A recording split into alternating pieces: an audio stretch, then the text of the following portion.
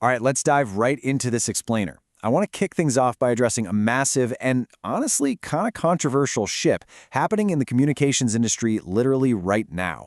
We're going to talk about why you and probably your entire communications team are completely underestimating TikTok. You know, for years, this platform has been shoved into a very specific, neat little box. We've treated it like a passing fad. But as we're going to see today, the reality of what it can actually do for modern public relations is a whole different ballgame.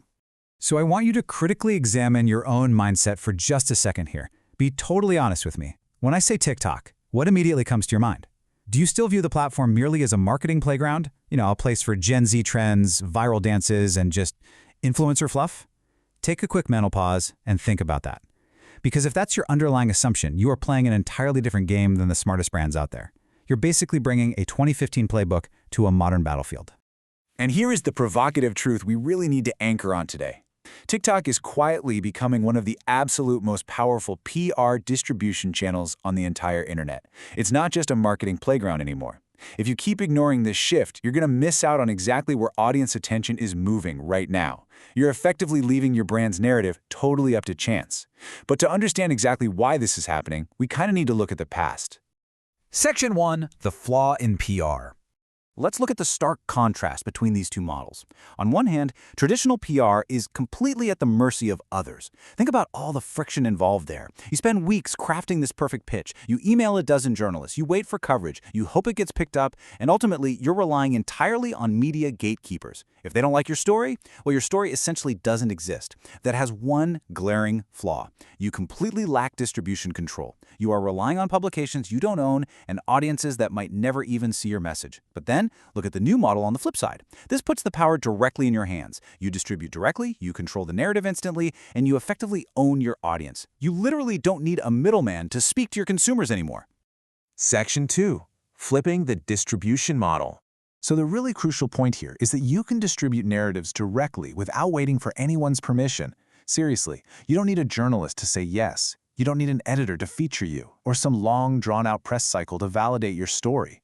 You can launch major product announcements, shape public perception, and most importantly, respond to crises in real time. And why is that? Because the algorithm rewards stories, not just corporate status. Think about it. A raw, authentic narrative from a small, scrappy startup will outperform a boring, templated press release from a massive Fortune 500 company every single time. The playing field has been completely leveled. A compelling hook and an honest voice just matters so much more than your legacy brand name. Section 3. Why TikTok actually wins. All right, so we've got 4 main pillars backing this up. First up is the speed of narrative control. In traditional PR, response time is everything, right? Yet it often takes days to get legal to approve a statement, but here, you can respond within minutes. Imagine a rumor starts spreading about a product defect. Instead of hiding, a brand can upload a 60-second video instantly clarifying the misinformation and putting their version of the story out there first. Second is humanized storytelling. Look, people just don't want to hear, "We are pleased to announce" anymore. It feels totally robotic. The platform rewards real people, raw storytelling, and behind-the-scenes context. PR finally gets to feel human again. Third is earned media without media, which we're going to expand on in just a second because it's absolutely fascinating. And fourth, the algorithm is a distribution engine. You do not need 1 million followers to reach 1 million people. The platform pushes relevant, engaging, and timely content out to the exact right viewers, meaning an incredibly small PR team can go viral and influence perception at a massive scale literally overnight. Let's actually circle back to that third pillar for a minute, because this brilliantly illustrates the ultimate paradox of this whole strategy: earned media without media. When you put direct-to-audience content out there, let's say it's a candid video from your CEO addressing a supply chain issue, what happens? Well, it actually ends up getting picked up by journalists anyway. It gets embedded right into traditional news articles, it gets shared across other platforms like Twitter and LinkedIn. So instead of pitching stories to the media, your content becomes the story the media covers. It is a brilliant, totally inverted way of generating press. Section 4. The Smart PR Playbook. Let's contrast the old thinking with the new. Old thinking says, hey, let's just repurpose our standard press release into a quick video. But new thinking creates narrative-first stories. We're not talking about sterile announcements, but engaging stories like, hey, here's what actually happened behind the scenes of this launch. When it comes to voice, old thinking relies on a safe, faceless corporate tone.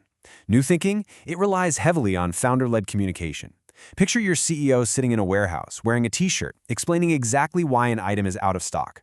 People trust people, not monolithic brands. When an executive talks directly to the audience, it builds an unparalleled level of trust. And finally, look at the strategy. Polished, high-budget campaigns are out. Reactive PR content and crisis transparency are definitely in. Addressing issues openly and casually on camera works so much better than hiding behind some formal written statement drafted by a lawyer. But to make this new playbook work, you and your team are going to have to go through a serious unlearning process. You literally need to drop 3 specific habits right now. First, perfection over speed. Stop obsessing over lighting and production value. Fast beats flawless every time. Second, over-scripted messaging.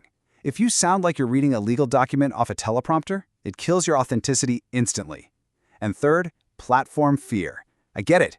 Yes, it feels informal, raw, and sometimes a bit chaotic. Actually, scratch that. It is chaotic.